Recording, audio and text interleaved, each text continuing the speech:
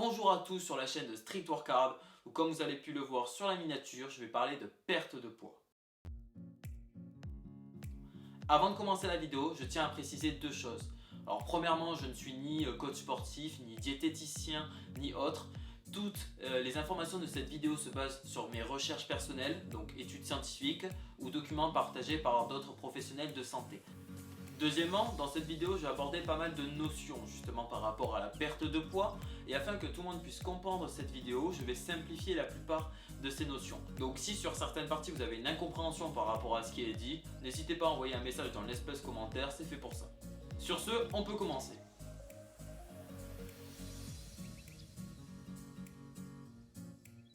Tout d'abord, d'un point de vue théorique, quand est-ce que l'on perd du poids? Eh bien, on perd du poids quand on est en déficit calorique. Un déficit calorique, c'est quoi? C'est lorsque notre apport en calories, donc de par notre alimentation, est inférieur à la quantité de calories que va utiliser notre corps dans le même intervalle. Donc imaginons en une journée. Donc si on schématise, donc ça c'est notre apport calorique en termes de calories, ce qu'on a mangé dans une journée. Si c'est inférieur à ce que notre corps a utilisé, on est alors en déficit calorique et on perd du poids. Avec la même logique, on peut donc déduire aussi que si c'est l'inverse, si notre apport calorique est au-dessus des calories que va justement utiliser notre corps pendant le même intervalle, alors on est en ce que l'on appelle un surplus calorique et donc on prend du poids. Et si les deux sont égaux, donc là on est en ce qu'on appelle un maintien et donc notre poids stagne, reste le même.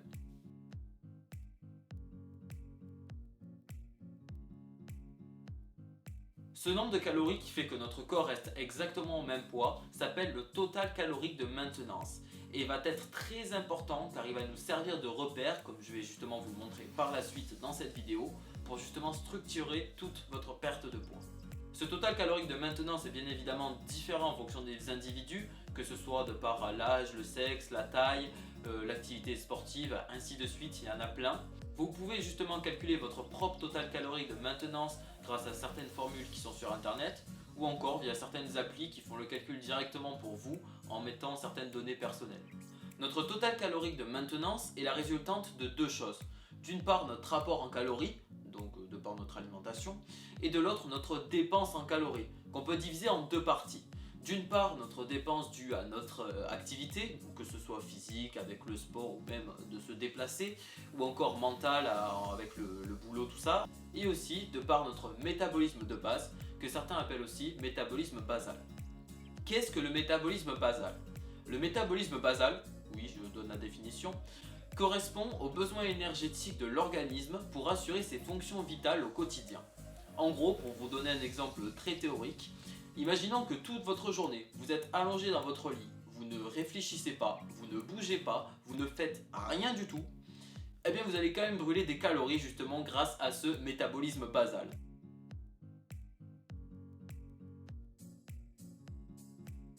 Après, comme j'ai pu vous le dire, tout ça c'est seulement d'un point de vue théorique, car de façon générale il y a d'autres facteurs à en prendre en compte, ainsi que des différences interindividuelles dues à la génétique.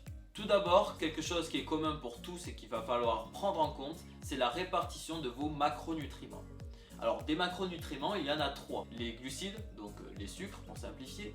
Deuxièmement, les lipides, donc les graisses. Et trois, les protéines. Alors pour ce qui est des protéines, vous n'avez pas besoin de savoir exactement ce qu'est une protéine à proprement parler. La seule chose que vous devez prendre en compte, c'est quelles sont les sources de protéines que vous devez avoir donc dans votre alimentation. Donc il y a des sources de protéines animales, donc avec les viandes et le poisson, ainsi que les sources de protéines dites végétales qu'on va retrouver dans les céréales ou les légumineuses. Donc voilà, ça c'est pour les protéines. Pour ces trois macronutriments là, dans le but d'avoir une alimentation des plus équilibrées, j'ai envie de dire, il vous faudra respecter certaines proportions. À savoir, pour les lipides, avoir entre 0,8 et 1 g de lipides par kilo de poids de corps et par jour. Donc je vous donne un exemple, imaginons que vous pesez 50 kg. Vous devez donc avoir pour, si vous pesez 50 kg, entre 40 et 50 g de lipides par jour. Pour ce qui est des protéines, si vous devez faire vos recherches de votre côté, vous verrez qu'il y a énormément de résultats différents. Quand on prend les plus pertinentes qui vont vous intéresser, enfin du moins qui vont être adaptées pour la plupart des gens, donc pour une moyenne, il faudra donc avoir entre 1,6 et 2,2 g de protéines par kilo de poids de corps par jour. Car prendre moins que 1,6 g de protéines, ça peut être limitant pour l'organisme, et prendre plus, ça ne pourra vous faire que du bien. Et prendre plus que 2,2 g, ça n'a pas été prouvé comme ayant un impact bénéfique par rapport justement aux 2,2 g. Donc vaut mieux viser cette tranche de 1,6 à 2,2. Pour ce qui est des glucides, pour terminer, alors là, plus simple, imaginons que votre total calorique, le total calorique que vous visez dans votre journée est de 2000. Avec les protéines et les lipides, vous avez rempli 1400, les glucides, le reste, 600. Donc les glucides, vous l'aurez compris, c'est seulement pour compléter les deux autres macronutriments dans votre journée. Et donc c'est justement sur ce macronutriment là qu'on va s'appuyer pour régler notre perte de poids, en diminuant donc les glucides. Par rapport à ces chiffres, si vous n'êtes pas dans les tranches indiquées précédemment, ce n'est pas catastrophique. Enfin, tout dépend des proportions bien entendu. Le but étant de s'en approcher étape par étape pour à terme avoir une alimentation qui rentre justement dans ces critères sans même avoir à y réfléchir. Autre chose que je pensais important de préciser, qui est trop souvent mal compris par rapport aux macronutriments, c'est de croire que les lipides de notre alimentation sont exactement les mêmes graisses que celles de notre corps. Et donc que pour perdre du poids et perdre du gras, il suffirait de manger moins de lipides. La logique n'est pas stupide, mais la réalité est différente. Et ce qui sera toujours le plus important, c'est le total calorique. Donc le nombre de calories que vous allez manger en une journée par exemple. Pourquoi? Eh bien parce que des études ont montré que la réduction de glucides par rapport à la réduction de lipides permettait d'augmenter le principe de thermogénèse, et donc de combustion de graisse. Et c'est justement pour ça que je vous ai dit tout à l'heure que l'on allait s'appuyer sur les glucides pour notre perte de poids, donc les réduire par rapport à une réduction de lipides. C'est parce que ça permettra à notre organisme, grâce à la thermogénèse, de brûler plus de graisse.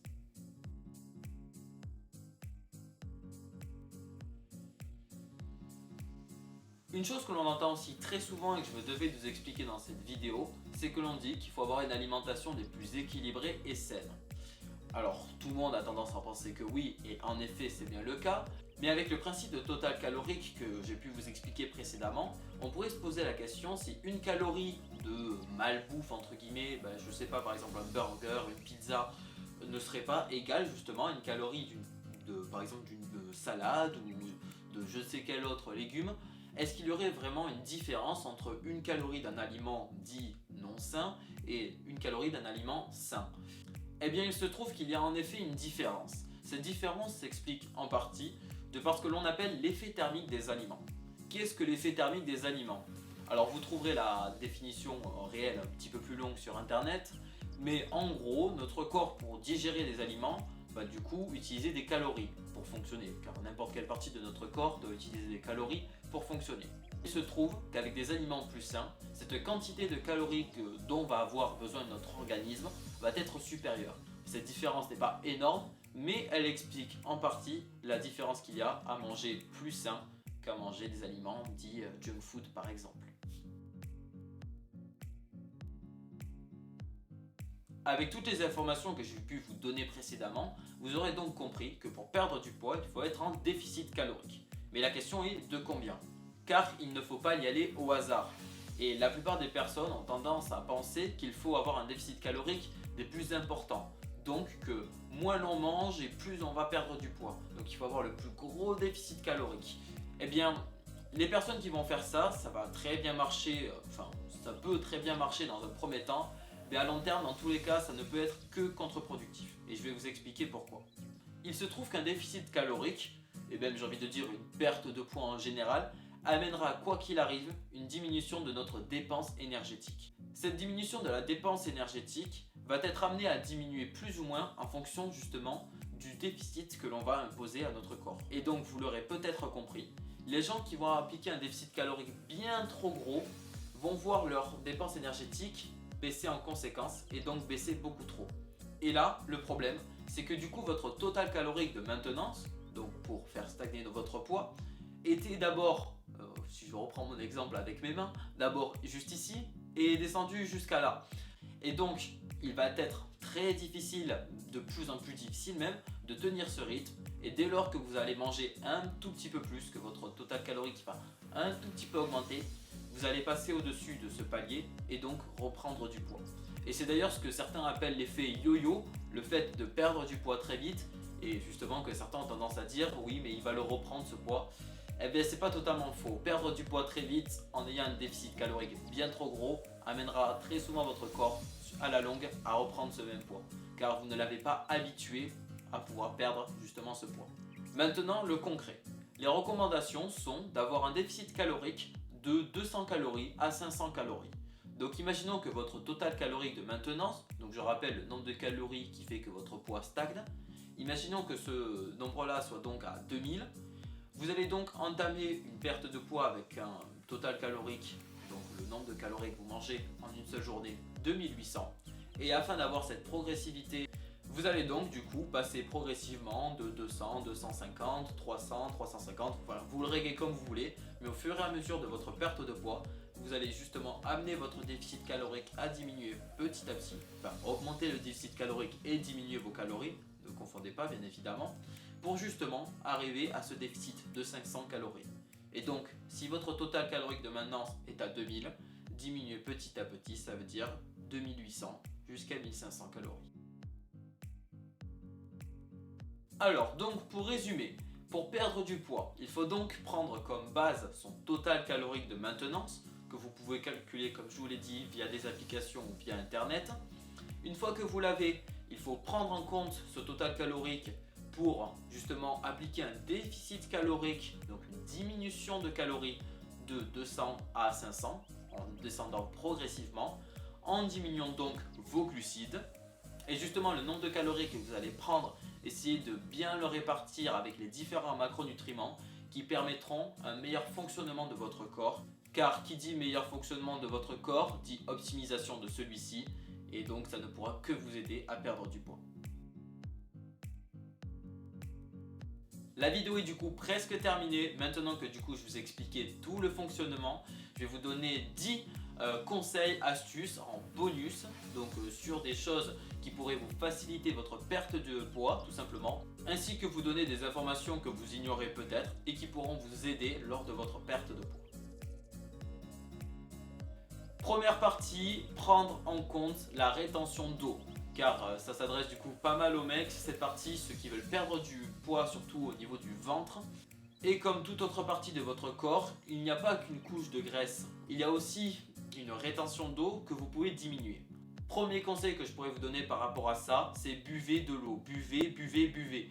Car trop peu de personnes respectent justement les quantités d'eau qu'il faudrait prendre en une seule journée.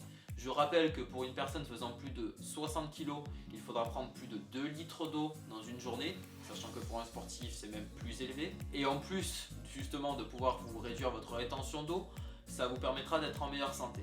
Pour ceux qui peut-être ne comprendraient pas le boire plus d'eau pour réduire la rétention d'eau, parce que justement certaines personnes ont tendance à parfois penser l'inverse, notre corps fonctionne par système de survie vis-à-vis de ça, j'ai envie de dire, pour simplifier. Pour vous donner un exemple du fonctionnement de votre corps, en simplifiant les choses, votre corps se dit quoi quand vous buvez de l'eau? Si vous n'en buvez pas assez, il se dit l'eau que je vais prendre, je sais que je n'en reçois pas assez, il vaut mieux que, il va utiliser une partie de l'eau parce qu'il a besoin de certains minéraux, mais il va se dire je vais stocker une quantité d'eau, car peut-être que justement vu qu'on ne m'apporte pas la quantité d'eau dont j'ai besoin, peut-être que j'en aurai besoin par la suite, et donc je préfère stocker cette quantité d'eau. Tandis que si vous lui apportez quotidiennement la quantité d'eau dont il a besoin, il va réduire naturellement ce stock d'eau. Il aura donc compris que vous lui apportez la quantité d'eau dont il a besoin et donc il n'a pas besoin de faire de stock afin d'avoir assez d'eau. Donc voilà, j'ai pas mal vulgarisé le fonctionnement, mais je pense que vous aurez compris le fond. Et deuxième conseil que je pourrais vous donner par rapport à la rétention d'eau et comment la diminuer, c'est essayer de vous orienter vers des aliments à effet diurétique. Donc le plus connu par exemple c'est le riz, qui justement vous permet de réduire cette même rétention d'eau. Et moi ce que j'ai tendance à faire en ce moment, ces derniers temps, depuis un peu plus d'un mois, c'est que chaque jour je prends un thé vert. Le thé vert, je pourrais vous faire un jour peut-être des vidéos par rapport au thé, ont plein de vertus et entre autres justement le thé vert a ce côté diurétique et donc pour diminuer votre rétention d'eau qui pourront vous rendre plus fin, ça peut être très utile. Deuxième conseil qui est tout simple et rapide, arrêtez de grignoter entre les repas. C'est je pense la mauvaise habitude la plus répandue et qui peut avoir un effet sur votre alimentation très néfaste. Car bon, on le sait tous, manger entre les repas, c'est très rarement pour prendre du blanc de poulet. Donc voilà, essayez petit à petit d'enlever cette habitude. Je dis petit à petit car peut-être que certains qui regarderont cette vidéo ont justement l'habitude de manger entre des repas des quantités très grandes et de choses pas très diètes, j'ai envie de dire. C'est pas en ne mangeant rien du jour au lendemain que ça pourra fonctionner. Il y a de trop gros risques de craquage. Donc voilà, allez-y progressivement, mais enlevez-moi ça. Troisième point, dans cette vidéo j'ai pas mal abordé le côté nutrition. Donc que pour perdre du poids, justement si on reprend notre balance de apport énergétique et dépense énergétique, j'ai pas mal abordé le côté déficit calorique en termes d'alimentation. Mais pour perdre du poids, on peut aussi augmenter notre dépense calorique, entre autres de par l'exercice physique. Et chose que je pourrais vous conseiller, le conseil numéro 1 des plus accessibles pour tous, j'ai envie de dire, c'est la marche. Essayez de marcher le plus possible. On est dans une société qui nous rend de plus en plus sédentaires, surtout avec les jobs de bureau. Notre activité physique, notre dépense dans la journée diminue de plus en plus. Et ça, c'est pas bon. Si je devais donner mon exemple personnel, sur toute l'année dernière, ma moyenne est à plus de 10 000 pas. Je vais vous l'afficher juste ici. La marche reste un des moyens de locomotion des plus efficaces pour brûler des calories. Quatrième conseil, je vais parler de sommeil. Et là vous allez me dire, mais quel est le rapport avec une perte de poids? Eh bien il se trouve qu'il y en a bien un. En réalité il y en a même plusieurs. Mais pour vous en citer juste que quelques-uns, quand vous dormez, vous brûlez des calories. Quand vous dormez également, ça vous permet de réguler votre système hormonal qui, on le sait, joue un rôle capital lors d'une perte de poids. Et si justement on veut optimiser tout ça par rapport au sommeil, on parle trop souvent d'un seul facteur, donc d'avoir un temps de sommeil régulier. Par exemple de dormir toutes les nuits 8 heures. Mais il n'y a pas que ça. Ce qui compte aussi énormément dans le but d'avoir un bon sommeil qui joue sur plein d'autres facteurs, je pourrais même faire une vidéo peut-être sur le sommeil un jour, car il y a énormément de choses à dire. Eh bien il vous faut aussi avoir une heure de coucher et une heure de lever pour votre sommeil régulière. Car imaginons que vous dormez tous les jours 8 heures, mais qu'un jour sur deux, vous vous couchez à 21 h et l'autre à minuit. Certes, vous avez des heures régulières, mais votre cycle de sommeil, lui, n'est pas régulier. Donc voilà, afin de maximiser votre perte de poids, essayez d'avoir un sommeil d'une durée régulière à des heures régulières. Cinquième conseil, c'est d'arrêter les sauces industrielles pour vous tourner vers des épices. Les épices qui ont bien plus de bienfaits pour l'organisme, le corps en général, j'ai envie de dire, et qui en plus sont bien moins caloriques.